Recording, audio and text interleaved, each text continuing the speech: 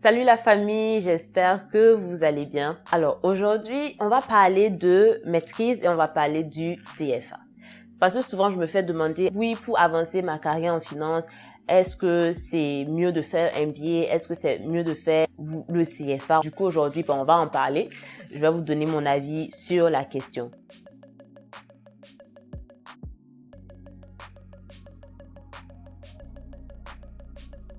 Déjà, les amis, c'est important que vous compreniez que le MBA et le CFA ont deux buts complètement différents. Ça n'a pas la même utilité dans la vie. Le MBA peut avancer votre carrière en finance comme le CFA peut le faire. Mais c'est important que vous compreniez déjà que les deux sont différents. Du coup, l'obtention de l'un n'empêche pas l'obtention de l'autre. Maintenant, je vais commencer par parler du CFA. Mon but vraiment dans cette vidéo, c'est de démystifier un peu le CFA et ramener les gens sur terre. Parce que il y a beaucoup de gens malheureusement qui pensent que dès que tu as le CFA, allez, c'est fini, c'est bon, toutes les portes te sont ouvertes. Alors que c'est complètement faux. Moi, je suis inscrite dans le programme CFA, déjà.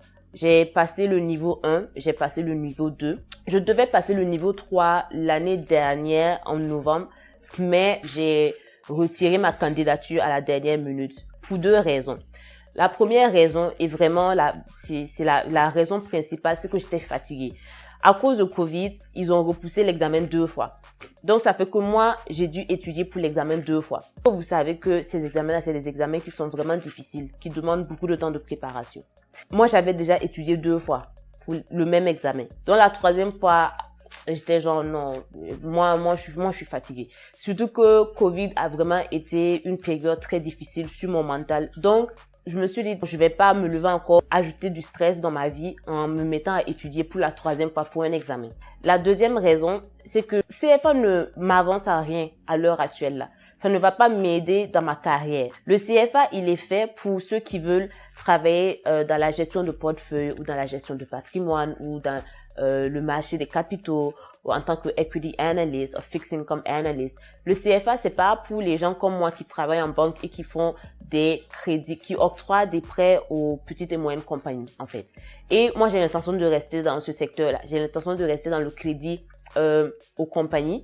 Donc, le CFA, en fait, ne m'avance pas à grand chose dans ma carrière. Et c'est ça que je voulais que le monde comprenne. Le CFA ne vous permet pas d'obtenir automatiquement un travail en finance. Le CFA, en fait, est destiné à un certain type de professionnel. Ça a un public cible. Maintenant, c'est vrai que pour n'importe quel boulot, même un boulot qui n'a aucun lien avec le CFA, vous allez voir que le CFA est un prérequis. Pourquoi? Parce que il y a beaucoup de gens qui ont des diplômes en finance. Il y a juste trop de gens qui postulent pour les mêmes boulots. Donc, comment faire pour au moins screener les gens dès le début? C'est de mettre des prérequis. Donc, ils vont mettre des prérequis CFA, prérequis MBA. Mais en réalité, pour ce poste-là n'a rien à voir avec le CFA en fait. Pour ce poste-là, le fait d'avoir le CFA, ça ne veut en rien dire que vous êtes plus apte à réussir dans ce poste-là que quelqu'un d'autre qui n'a pas le CFA. Mais c'est devenu un moyen pour les compagnies, en fait, de screener les gens dès le début. Et dans ce sens-là, oui, je comprends que le fait que les compagnies mettent le CFA comme un prérequis, en fait, pour obtenir un boulot, c'est comme si ça vous forçait la main, en fait. Mais franchement, les amis, moi, par exemple, le fait d'avoir passé le niveau 1, le niveau 2 du CFA, ça ne m'a pas aidé à aller en entrevue. Ce que ça a fait, c'est que oui, pendant les conversations, genre quand je rencontrais les gens pour faire du networking, pour prendre des cafés, donc les interviews informelles comme on les appelle, le fait de dire que ah oui, j'ai passé le niveau 1, j'ai passé le niveau 2, ça impressionnait un peu les gens avec qui je parlais et ça faisait un sujet de discussion. Parce que comme je l'ai dit au début, les examens sont extrêmement difficiles. Et spécialement le niveau 2. Moi, j'ai passé l'examen 1, j'ai passé l'examen 2 à mon premier essai. Quand je mentionne ça aux gens, en fait, ils sont impressionnés, nanana, ça fait la conversation, mais en soi, ça ne m'a pas aidé à aller en entrevue. J'ai fait une vidéo où j'ai expliqué plus en détail comment j'ai obtenu mon premier travail. Je n'ai pas eu un parcours classique de je suis allée à l'école et puis après j'ai postulé et puis on m'a engagé. Moi, j'ai dû vraiment trimer, j'ai dû faire plein de networking et c'est vraiment ça qui m'a permis d'avoir mon boulot actuel. Ce n'est pas le CFA. Donc, je voulais que ce soit clair pour tout le monde. Vraiment, prenez la peine de faire un plan de carrière. Qu'est-ce que vous voulez faire exactement? Où est-ce que vous voulez vous retrouver dans les 5 prochaines années, dans les 10 prochaines années? Maintenant, à partir du moment où vous avez déterminé ce que vous voulez faire en finance, là, vous pouvez décider de passer le CFA ou non. Surtout même les gens qui ont déjà un travail en finance, qui travaillent déjà en finance, ne vous levez pas comme ça pour faire le CFA. Il faut vraiment prendre le temps de réfléchir à ce qu'on veut faire dans sa carrière, dans sa vie professionnelle. Parce que le CFA, c'est beaucoup de temps d'études. Je tiens vraiment à insister là-dessus. Les examens du CFA sont vraiment difficiles. Ça prend beaucoup de temps de préparation. Ce qui veut dire que vous allez devoir mettre votre vie sociale de côté. Les amis, la famille, votre conjointe, vraiment tout ça, ça sera mis en parenthèse pendant plusieurs mois. C'est vraiment quelque chose qui est difficile sur le mental. Ça prend beaucoup de motivation. Si vous décidez de faire le CFA, moi, je trouve que c'est un examen qui en vaut la peine. Ça peut vous aider à booster votre carrière, mais il faut le faire parce que vous visez un certain domaine donné dans le monde de la finance. Maintenant, pour le MBA. Alors, le MBA, en fait, déjà, il est adressé aux personnes qui ont des années d'expérience, qui veulent peut-être changer de carrière, se réorienter vers la gestion. Le MBA, vraiment ce que ça t'apporte, c'est le carnet d'adresse de l'école. C'est pour ça c'est important d'aller étudier dans une école quand même assez prestigieuse pour avoir accès à des personnes auxquelles tu ne pourrais pas avoir accès dans la vie de tous les jours. Donc, c'est vraiment une sorte de networking, en fait. En soi, les compétences que tu apprends, les choses que tu apprends dans le MBA, c'est des choses que tu peux apprendre dans ton boulot, en fait. Au fur et à mesure que tu travailles avec les années d'expérience que tu acquiers, c'est des compétences que tu peux développer, en fait, dans ton boulot. Tu n'as pas besoin de retourner faire un MBA. Mais vraiment, la vraie raison du MBA, c'est le carnet d'adresse que ça t'apporte. Maintenant, en finance, est-ce qu'un MBA automatiquement t'aide?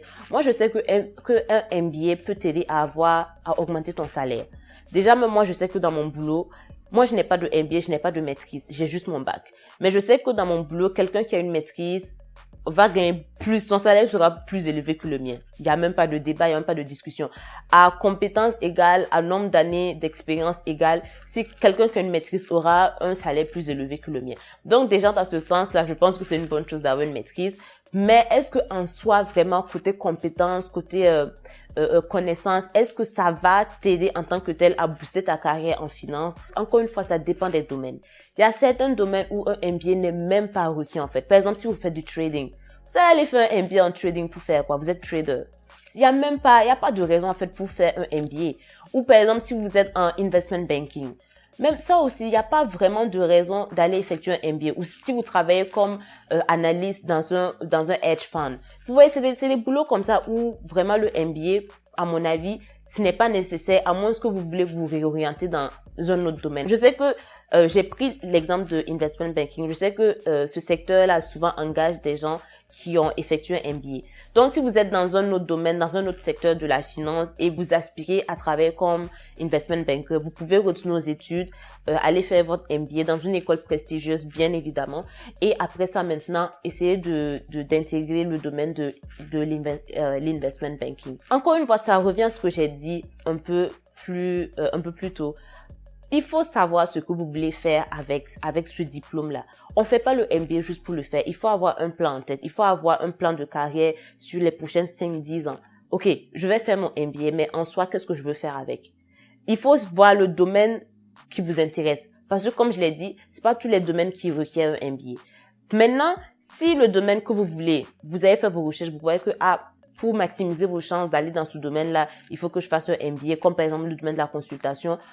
Typiquement, si vous n'avez pas fait de la consultation après votre bac, vous avez travaillé dans un autre domaine. Si vous voulez aller en consultation, le MBA est l'une des voies les plus fréquemment utilisées pour aller dans le domaine de la consultation. Donc bref, c'est un exemple que j'ai pris, mais voilà, il faut vous asseoir, réfléchir. Qu'est-ce que je veux faire en finance exactement?